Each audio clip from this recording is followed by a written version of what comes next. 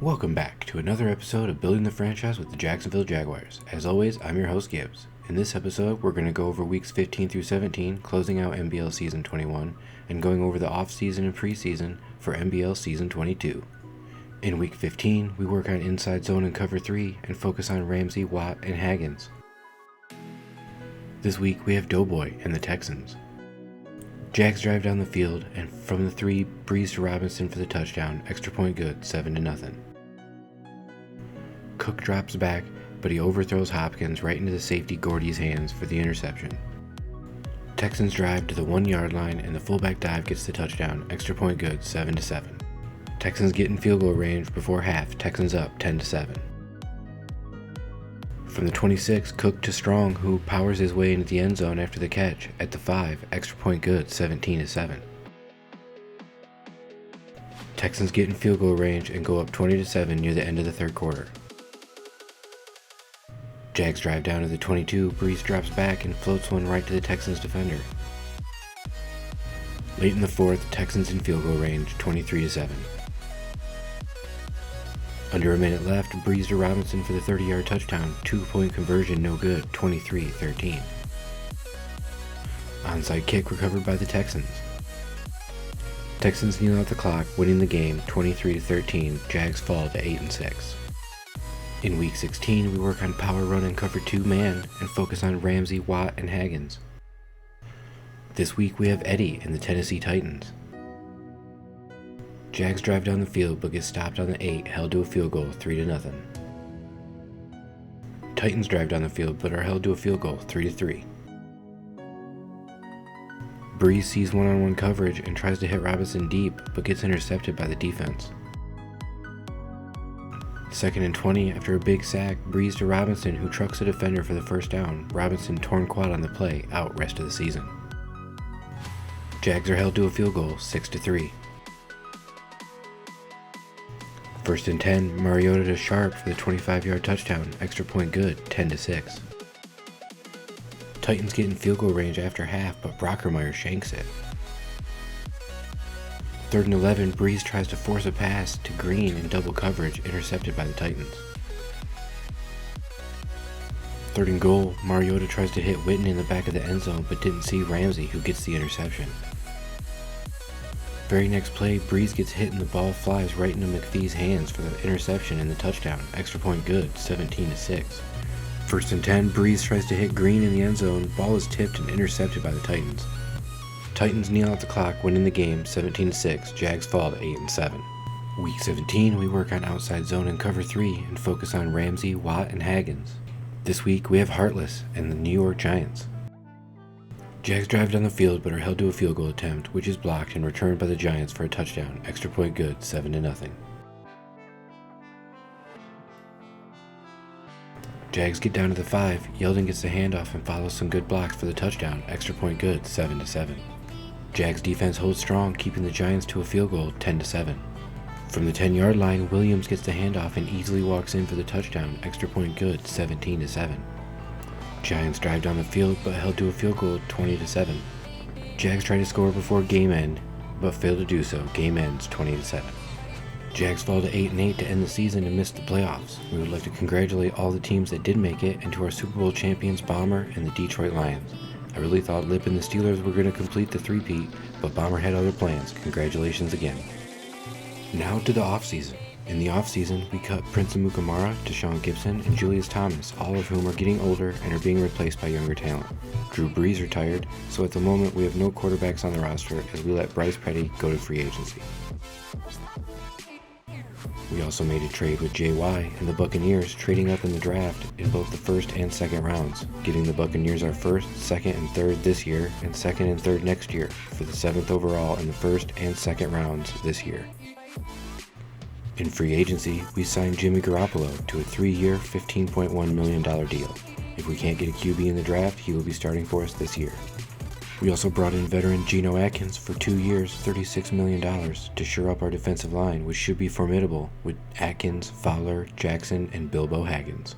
Our last free agent signing was Demarius Randall with a 4-year, $45.8 million contract. With Amukamara gone, he'll be our number 2 next to Jalen Ramsey.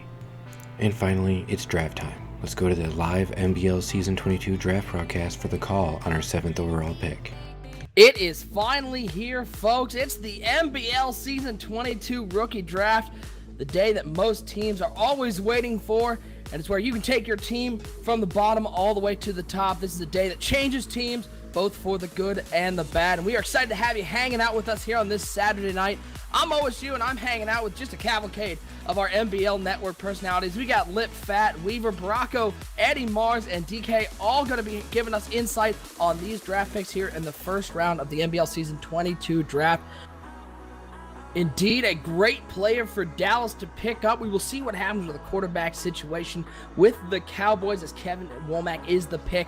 We find at number 7 the Jacksonville Jaguars, and that's where we go to our AFC South correspondent, Sonny Weaver. Sonny, this is a Jacksonville team that got a little younger, getting rid of Prince Amukamara. They did not re-sign Tashawn Gibson. They brought in Jimmy Garoppolo, an interesting signing, maybe to challenge for the starting spot, as well as the big defensive lineman, Geno Atkins.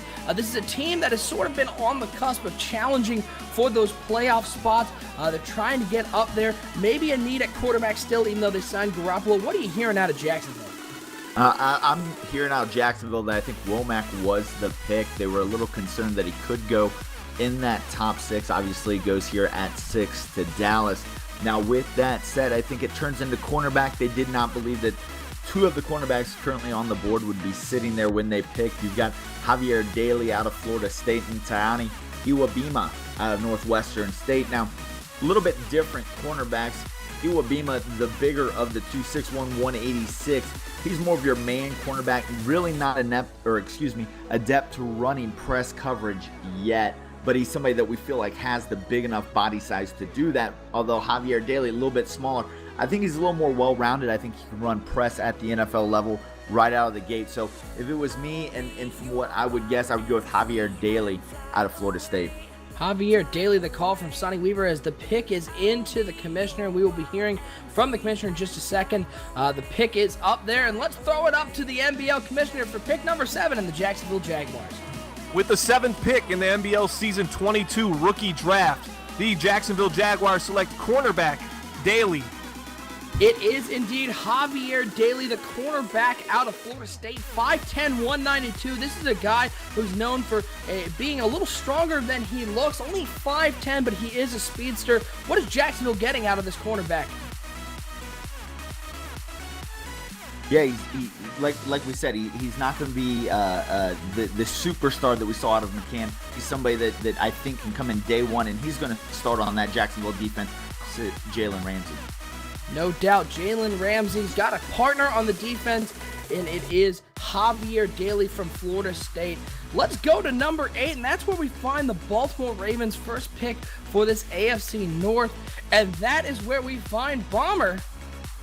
Womack was our guy we wanted at 7. Unfortunately, DK and the Cowboys took him at 6, but we had our eye on a cornerback to be a shutdown cornerback next to Ramsey in a year or two, which is why we picked up Daly and are happy to welcome him to Jacksonville.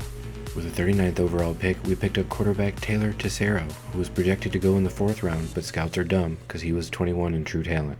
We took a risk taking him so early, but I think it paid off. He'll be starting for us this year. Here are a few clips from MBL Season 22 preseason. We're about to head into the regular season, and like everyone in the MBL, we have high hopes for our team. 3rd and 20, Aaron Clevin reads Dalton, jumps the route, and gets the interception, runs it back for the pick 6.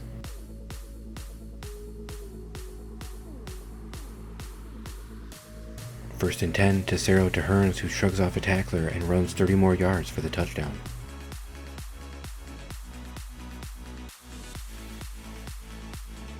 First and 10, Tessero tosses it to Reed, who gets some good blocks for the 43-yard touchdown.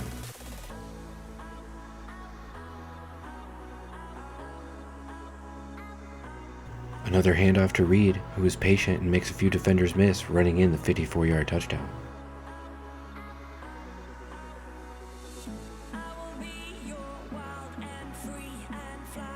First and 10, Reed bounces off a defender, makes a guy miss for the 59-yard rush down to the 14-yard line.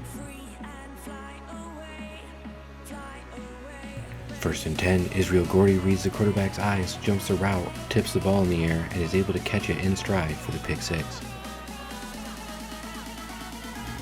2nd and 12, Tesoro to Robinson on the C route for the 60-yard touchdown. 1st and 10, Tesoro feels the pressure and just launches one down the field, and undrafted free agent Williamson stretches out for the amazing catch in traffic. As the preseason ends and the regular season begins, we would like to wish everybody in the MPL good luck in Season 22. We are excited here in Jacksonville. Tesoro is going to be a solid quarterback, and our defense is going to be dangerous. Allow me to introduce you. Here is what you get in MBL Season 22 with the Jacksonville Jaguars. You're going to get a stout defense led by Fowler, Atkins, Jackson, and Haggins. Then at the linebacker core, you have Miles, Jack, and Tevin Smith. Then they go to that deep secondary. That secondary no one wants to face. You got Jalen Ramsey and Demarius Randall. Don't forget about the rookie, Javier Daly. Well, that's it for this episode of the Building the Franchise with Jacksonville Jaguars. We would like to thank you for watching. As always, hit that like button and subscribe to the MBL Network and check out all our other Madden content.